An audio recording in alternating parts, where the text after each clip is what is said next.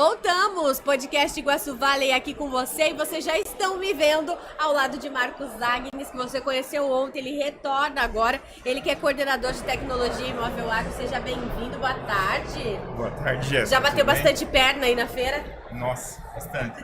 Tem movimento, tem muito para mostrar, e é por isso também que eu tô com mais dois convidados aqui. O Ricardo Nogueira Pianta, que é da Venco, e também o Evandro Tenfen, que tem vasta experiência na área de tecnologia, né? Também tem empresa no setor, e eu fico muito agradecida da presença de vocês. Boa tarde. Boa tarde, obrigado. Boa tarde. Agora nós vamos colocar na mesa o assunto tecnologia, assim, mas aprofundado, porque aqui estão com os caras da tecnologia, né, Marcos? Aqui a gente pode aprofundar para aquela visão que a gente tem de tecnologia assim que ouve a palavra, né? Que é a conexão, é você olhar para os sistemas, para as coisas funcionando de forma tecnológica. Ricardo, vou começar contigo então. A gente até teve hoje o pessoal da Celepar vindo aqui falar da dificuldade que a gente tem em levar a conexão para dentro do agro. Por que isso tem que ser quebrado? O que você tem trabalhado hoje dentro da conectividade? Bom, eu entendo que a gente tem que trazer mais gente para o jogo. Hoje a gente entende que a conectividade... Eu costumo dizer, né, a gente tem um fenômeno no Brasil em relação à conectividade urbana. Hoje todo mundo tem internet em casa, apesar das grandes operadoras ou junto com as grandes operadoras. Nós temos hoje as grandes operadoras que entregam banda larga para todo mundo, mas nós temos hoje mais ou menos 20 mil provedores de internet no país. E isso nos dá hoje um índice de cobertura de nível global, né, de conectividade de banda larga de alta qualidade. Por que a gente não pode fazer a mesma coisa no campo? O que está faltando para a gente levar isso para o campo? O que a gente precisa para esse provedor que está aqui em Cascavel, para ele dar o passo para dentro da propriedade e ele começar a atender a área rural e não esperar que uma grande operadora venha ocupar esse espaço, que às vezes pode nem ser comercialmente viável, né? Então esse é o movimento que a gente prega, né? De popularizar o acesso à tecnologia que vai levar essa conectividade para o campo.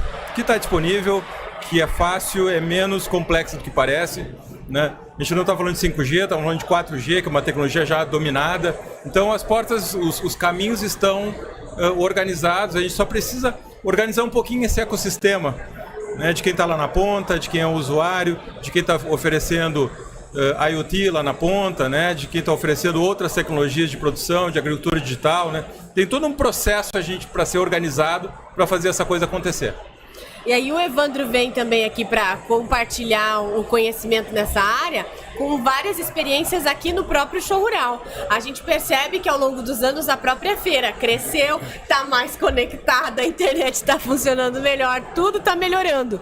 Você percebe que, apesar da dificuldade, a gente tem tido avanço nesse setor e também outros da tecnologia dentro do agro? Acho que a gente tem avançado muito. O Brasil tem sido pioneiro e é muito satisfatório ver empresas como a do Ricardo apoiando nesse processo, porque eu, trabalhando com desenvolvimento de tecnologia para o negócio, eu preciso da conectividade. A gente vê aqui no show rural maquinários altamente tecnológicos que necessitam de conectividade e me chamou muita atenção, comentava com vocês, os adolescentes, ver a quantidade de jovens participando da feira também e interessados pela tecnologia para o negócio. A gente já teve aquela ruptura, né, de que a tradição era sair da fazenda, né? Como diz aqui no Paraná, manda os piá para a cidade estudar e a gente fica aqui cuidando da fazenda. Hoje é o contrário, né? A gente está vendo o movimento dos mais jovens querendo entrar no agronegócio. A gente tem um movimento contrário. Eu sim. Sou um exemplo disso. Nascido, criado no campo e vim para Cascavel para estudar. E hoje me alegra muito trabalhar com tecnologia, com software para o meu negócio. Levar tecnologia lá para o meu negócio e ver as propriedades aptas, preparadas, os filhos dos produtores preparados para operar esse maquinário, operar toda essa tecnologia. E a internet nesse sentido é fundamental, porque o jovem que sai daqui da cidade, ele está acostumado a bater aqui na palma da mão e em qualquer lugar, em qualquer momento, a internet disponível. E ele vem com essa pegada da tecnologia de querer usar na rotina diária. E os próprios maquinários que a gente vê aqui no Show Rural, eles já estão pensando nessa situação. Então seria até incoerente a gente não pensar com mais atenção e mais carinho em toda essa questão, né? Essa questão da internet dentro da fazenda, ela virou um elemento de retenção. Retenção tanto do jovem que está na fazenda, mas até mesmo do trabalhador que fica lá. A gente visitou uma propriedade rural no Mato Grosso, né, onde ela tem toda uma infraestrutura de pessoas que moram lá. Né? Todos os trabalhadores moram naquela fazenda, eles têm toda a infraestrutura, e se ele não tiver conectividade para falar com a família, para sair dali, ele não fica. Né? Então virou um elemento essencial, como a água e como a luz. A gente tem esse tripé hoje de facilities que a gente chama, né? Tanto que cai a luz aqui, a gente sofre, não sei se sofre mais quando falta a luz ou quando fica sem internet. Eu acho que é sem internet, porque tá de dia, né? A luz não tem problema. Eu acho que sim. Ô Marcos, e a gente vê que a tecnologia, ela vem para solucionar problemas. Então a gente tem os problemas que ela traz, né? Porque ela exige novos desafios, mas ela vem como solução dentro desses setores, né? Vem, com certeza. Principalmente na área rural, com todas essas máquinas, as tecnologias que são embarcadas nesses equipamentos, ter esse acesso direto às máquinas é fundamental, porque esse dado que está sendo gerado, ele pode ser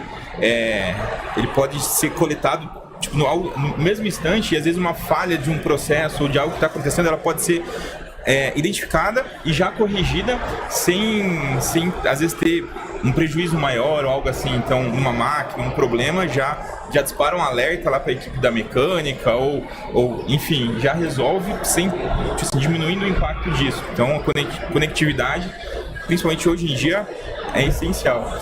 E complementando o ponto da fazenda, da questão de ter pessoas morando, hoje dá para se dizer que tem várias fazendas que são quase uma microcidade lá dentro, né?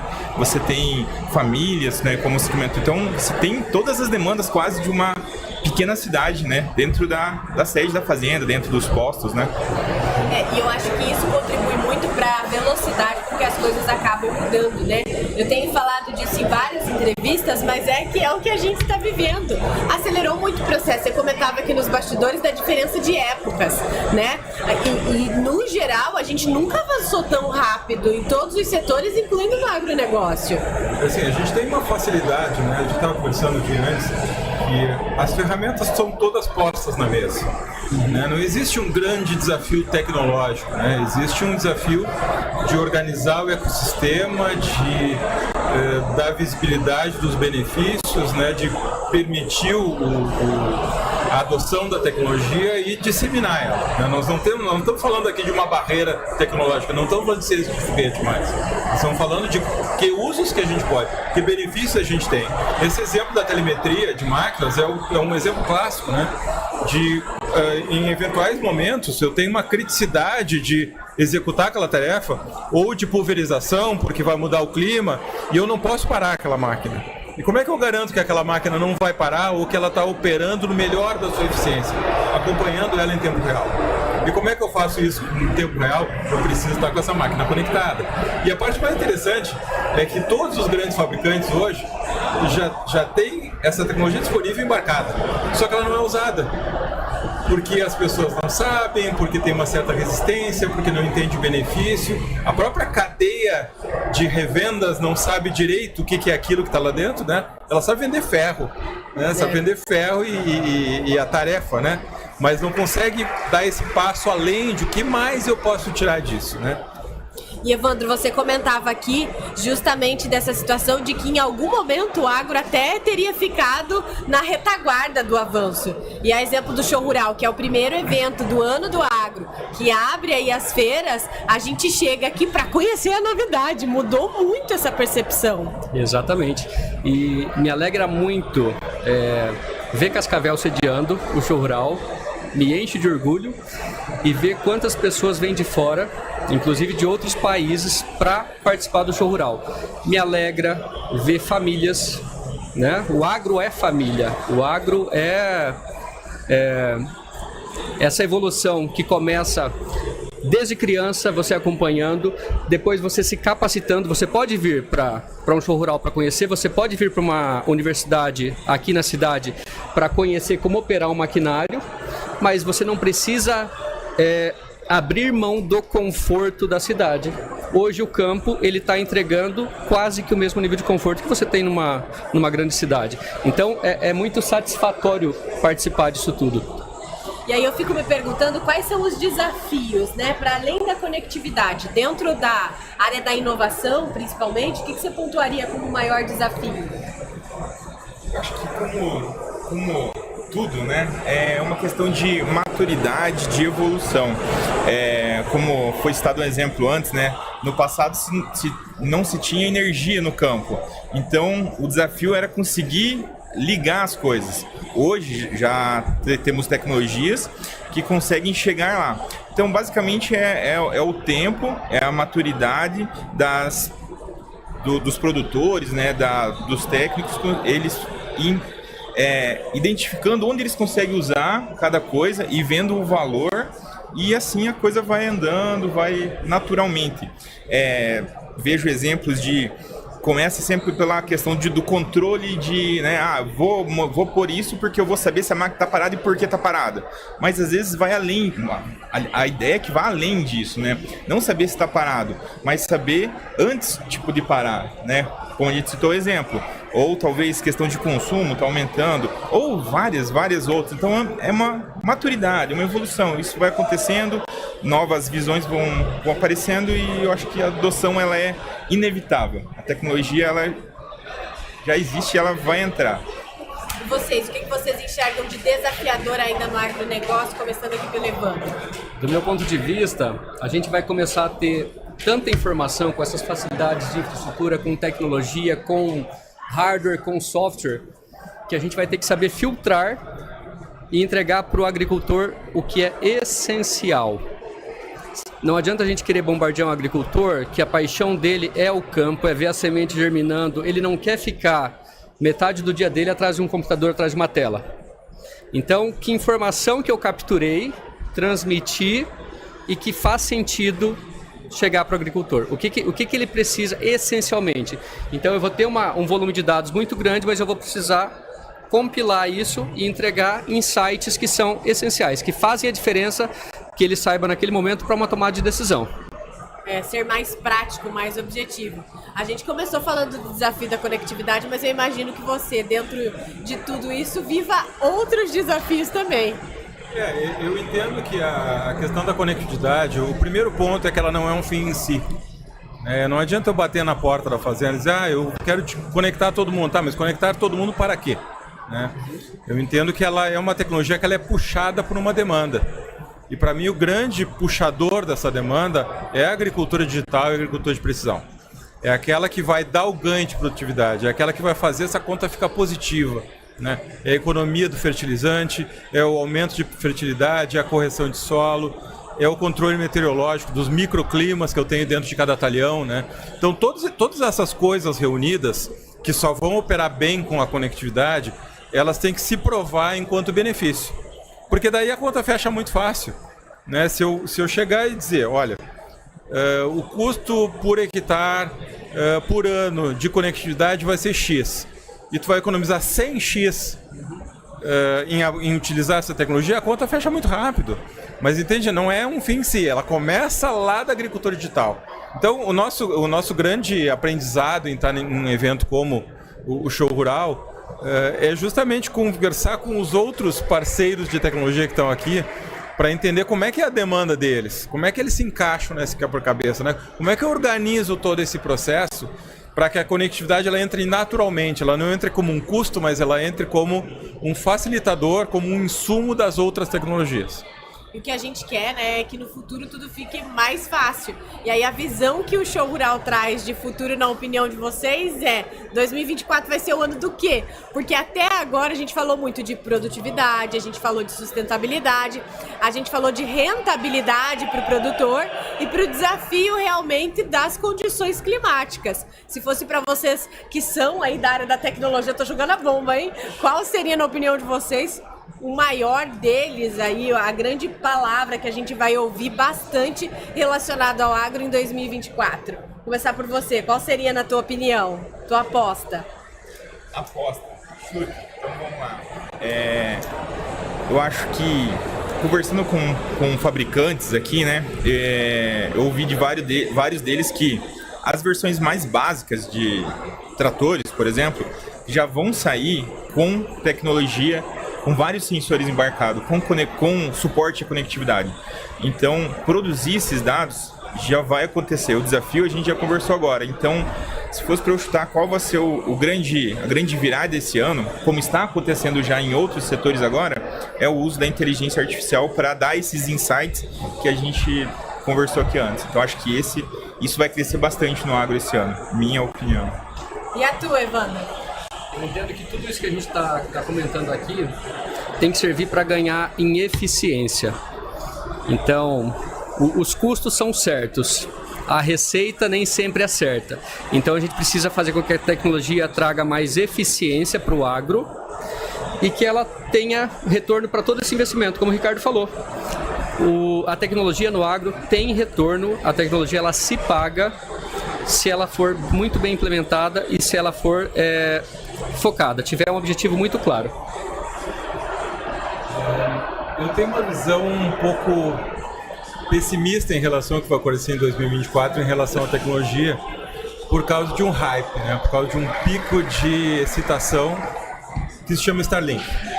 A gente fala que todo mundo nessa feira sabe o que é o Starlink, né? Que é a conectividade satelital, né? Como se ela fosse resolver todos os problemas da conectividade do universo. Tem um grande fabricante que recém anunciou uma parceria com a SpaceX, justamente para trazer embarcado, né? Mas é uma tecnologia que, de certa forma, ela é complementar às redes celulares com as quais eu trabalho, mas de certa forma ela gera uma confusão do entendimento do que nós estamos falando, do nível de cobertura, da diferenciação entre a internet rural e a conectividade como insumo de produção. Então eu vejo uma grande confusão acontecendo em 2024 até a gente conseguir entender o papel de cada uma das tecnologias. Eu entendo que o Starlink tem um papel essencial para levar a internet para alguns pontos-chave, mas ela não resolve o problema de cobrir os milhões e milhões e milhões de hectares que a gente tem no país. Não vai resolver. Assim como tem pessoas que acham que nós vamos ter cobertura de rede celular, de serviços públicos por todo lugar. Não teremos. E essa é uma diferença que a gente nota muito grande do próprio fabricante quando ele chega no Brasil, que ele está acostumado com a Europa, onde tu tem uma cobertura de rede pública muito permanente. Então o cara do campo não precisa da rede privada, ele já tem a rede pública. Aqui no Brasil a gente tem uma realidade que não vai ser resolvida pela rede pública. Então nós vamos ter que achar os nossos próprios caminhos. Então eu vejo 2024 com um pouco de confusão sobre essa questão da internet móvel, da internet satelital, até a gente conseguir ajustar essas expectativas e realmente voltar para o prumo.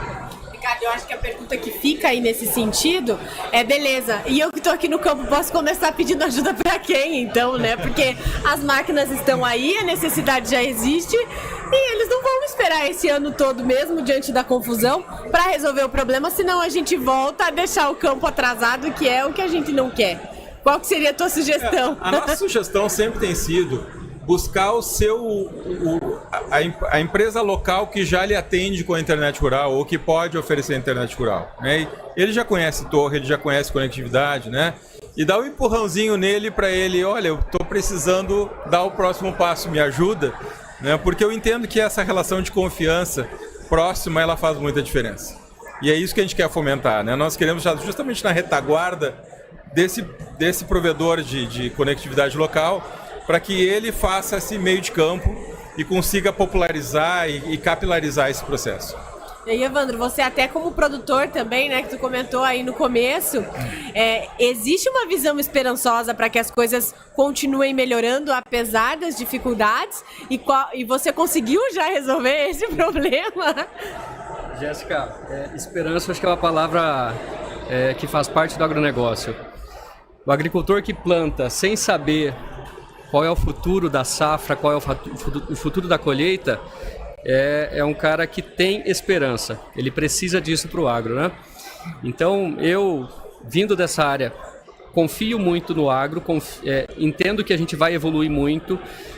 Fico muito feliz de ver governo, cooperativas, startups, todas envolvidas e trabalhando com um propósito comum. Então, quando há essa convergência, quando todos estão com um propósito comum, eu entendo que a gente tem que ter esperança, sim. A gente tem que ter esse pensamento positivo. E aí vem o desafio, né? Porque a gente vem falando em todos os episódios aqui do podcast, pelo menos durante o Show Rural, de compilar tudo isso de forma inovadora, dos dados trazerem muito controle, só que o que a gente não teve até agora é realmente o controle sobre as condições climáticas, por exemplo, né? A tecnologia, ela vem para dar um suporte e dar um pouco mais de acalento até nesse sentido, né, Marcos? Exatamente. Inclusive, eu estava conversando ontem com o pessoal de sementes e há toda essa preocupação, assim, quando eles produzem, né, tipo, eles vão lá fazer um melhoramento, eles fazem teste em cada região para saber onde essa variedade ela vai produzir mais. Então, tipo, eles tentam adaptar isso e com isso acaba tendo essa necessidade de dados para poder identificar essa semente precisa dessas características. Onde eu consigo levar, onde eu posso oferecer que ela vai entregar ali uma boa produção, talvez com um menor custo. Então, com certeza, sem contar na parte climática, que já está bem madura, de questão de clima e tudo mais. Então, com certeza. Aquela história, né? O produtor gostaria de poder controlar até isso, mas isso ainda não dá, ainda depende muito dessa esperança, dessa visão. E o conhecimento, eu acho que de forma geral é o que vai trazer tranquilidade. Apesar das turbulências, que eu acredito sim que em algum momento a gente ainda vai viver mais desafios ainda nesse ano, mas movimentos como esse aqui do próprio podcast, de ouvir as visões de todos vocês, contribui muito para o conhecimento do produtor, não é verdade, Ricardo? Existe uma verdade, né, que as terras cultiváveis elas têm um limite. A partir de quando eu atingir esse limite, o que eu tenho é que tirar mais daquilo da terra que eu tenho, né? E existe hoje um universo de tecnologias fantástico que permite justamente aumentar o conhecimento sobre aquilo que já tem. Exato. Né? Então, identificar os microclimas, identificar as pequenas deficiências, né? A gente sabe que quando a gente olha, por exemplo, uma produtividade média de soja de uma propriedade, a gente sabe que a variabilidade é enorme dentro do próprio talhão. E só com muito autoconhecimento, né? Esse autoconhecimento é conhecer o que eu tenho na mão de ferramentas, como é que é a minha terra, né? Como é que eu posso produzir mais, né? É justamente buscar essa tecnologia para aumentar muito esse ganho de produtividade, né? E isso é um investimento, né? Não é custo, é investimento, né? E tem que ser olhado dessa forma. E as pessoas que buscam hoje esse tipo de informação dentro do teu próprio negócio, elas estão buscando exatamente a informação cada vez com mais qualidade, cada vez com mais direcionamento, né, Evandro? Isso. As cooperativas, Jéssica, eu entendo que elas têm um papel fundamental para formação, para informação, seja dos produtores, das esposas dos produtores, dos filhos dos produtores, e essa rede de informação confiável, porque informação nós temos bastante, mas saber aonde buscar, saber em que informação confiar é o que é o mais difícil. Então, eu entendo que as cooperativas têm um papel fundamental nesse sentido e vem exercendo isso com maestria, né? Desde onde eu acompanho, assim, vejo as cooperativas da região bastante envolvidas e preocupadas com a sustentabilidade disso no longo prazo.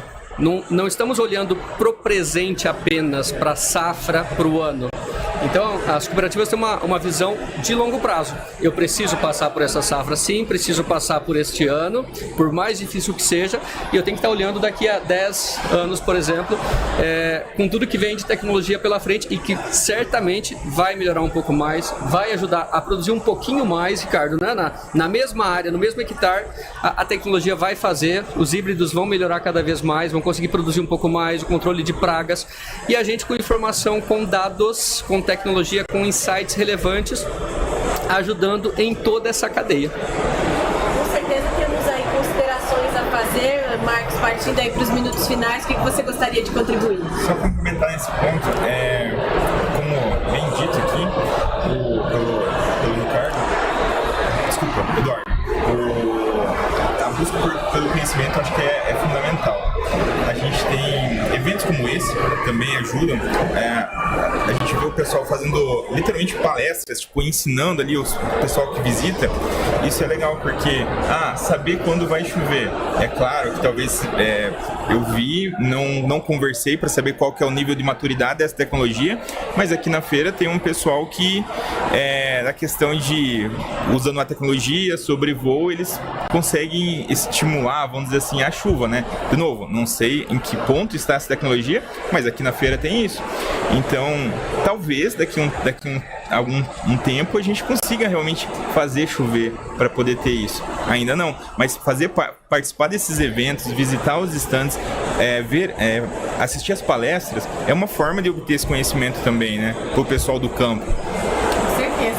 E a gente vê aqui o engajamento dentro do show rural, né? Eles estão mais curiosos, estão mais abertos à informação, e isso é muito bacana. Ricardo, eu vou passar para você então suas considerações finais, o que mais você gostaria de falar em relação a tudo que a gente conversou, né? Demos uma pincelada, enchemos o guarda-chuva das pessoas aí com novidades. A mensagem que eu acho que a gente deixa é mais fácil e está mais perto do que parece. Não é difícil, não é caro, é uma questão de se interessar. E aí tem o papel do jovem que está retornando para a fazenda também, dele puxar isso, né? Ele quebrar um pouco esse modus operandi, né? A gente puxar através de inovadores, né? Divulgar esses casos de sucesso, porque está muito mais perto, está muito mais disponível, não é nenhuma ciência de foguete, temos que partir e dar esses passos. Muito bem. Você está localizado onde aqui na feira para te encontrarem? Eu estou aqui na Vila Startup, e geograficamente no país, né, nós temos um laboratório em Curitiba e a nossa base é em Porto Alegre. Muito bem, muito obrigada pela participação. Evandro também abre para suas considerações. Eu gostaria que as pessoas que não são do agro, não têm contato com o agro, que tivessem a oportunidade de visitar uma feira como essa, que estivessem mais próximas e que, quem sabe, que a gente tivesse, né, que o agro fosse até essas pessoas também, que o agro estivesse nas escolas, nos colégios e que talvez a gente pudesse levar essa mensagem do quão positivo, do quão tecnológico, do quão inovador é o agro e o quanto de oportunidade que a gente tem nesse segmento do nosso mercado. Muito bem, agradeço demais a participação de vocês. Ô Marcos, daqui a pouco tem o boletim, quero saber. Eu vou explicar para vocês o que está rolando aqui.